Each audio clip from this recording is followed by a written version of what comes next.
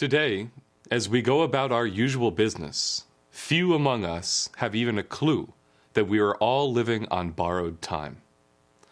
In fact, were it not for the efforts of the Joint Chiefs of Staff Chairman General Martin Dempsey and a small handful of others among our patriotic military, much of human civilization would already have been annihilated in a global general thermonuclear war. One need only pick up a newspaper to know that the entire rotten global financial system is but a rotting corpse. That fact is not breaking news, but the awful truth of what the dying British Empire is prepared to do, to bring the world down with them by provoking a thermonuclear exchange between the United States and Russia that would render the human species extinct, is a truth that few of America's so-called leaders are willing to face. And as Lyndon LaRouche has warned, the upcoming March 4th elections this weekend in Russia might just be the trigger for them to let those missiles fly, and they will strike suddenly and without warning. Так вот, помним эти слова. Умрем тишь под Москву, как наши братья умирали, и умереть мы обещали, и клятву верности сдержали. Мы в Бородинский бой. Битва за Россию продолжается. Победа будет за нами. Спасибо. Despite attempts by the British Empire to bring regime change to Moscow, Vladimir Putin remains strong and has resisted all efforts to force him to fold. Open death threats have been printed in the mainstream press, typified by foreign policy magazines "Putin is already dead," or Boris Berezovsky's statement yesterday that a violent regime change is necessary against Putin and that he deserves the Gaddafi treatment. In stark contrast to every national leader in Europe, however, Putin's Russia has steadfastly refused to surrender its national sovereignty to London's monetary empire, and instead, in partnership with China, has pursued an aggressive commitment to science and progress, nuclear power, fusion research, Arctic exploration, lunar colonization, everything which the transatlantic world has rejected in the name of going green.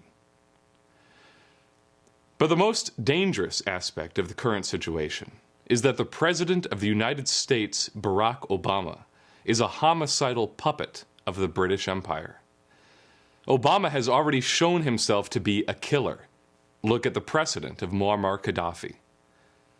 Just like Hitler before him, Obama will eliminate his opposition unless he is removed from office first. Who else is Obama prepared to kill?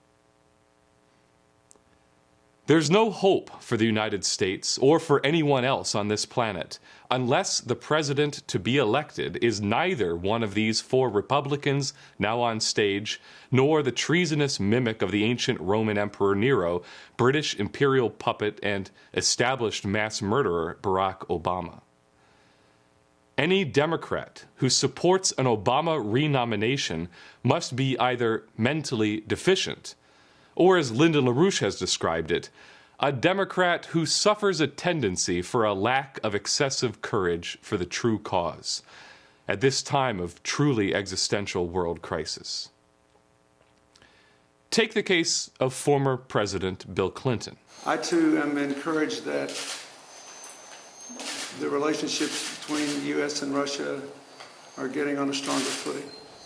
Bill Clinton is highly intelligent and a usually highly moral American patriot. But he has made a terrible mistake by capitulating and agreeing to give public support to Obama. It is a mistake that, if not corrected, could be fatal for the nation. What possible excuse could account for this? Perhaps he will argue that the Republican candidates are worse. Or perhaps the unspoken excuse is his attempt to protect his wife from further brutalization at the hands of Obama. Or perhaps the former president is gun-shy, following the assault that was launched against him and almost cost him his presidency, following his attempt to do something great, to initiate a new, more just world economic order. Ultimately, none of these excuses are important. President Clinton's capitulating to Obama is demoralizing the Democrats by insisting on trying to rally them around the Democratic Party rather than providing them with a real viable alternative. Support for Obama may mean the death of most people of the United States, yet President Clinton's still pushing it. In a statement released yesterday, LaRouche was blunt.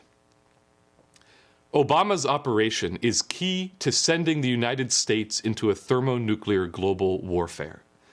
It's only to the degree that we're out to dump Obama that we can possibly save this nation from destruction.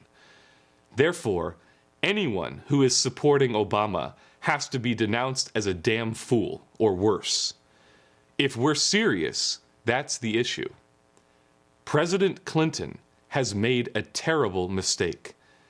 We hope he corrects it.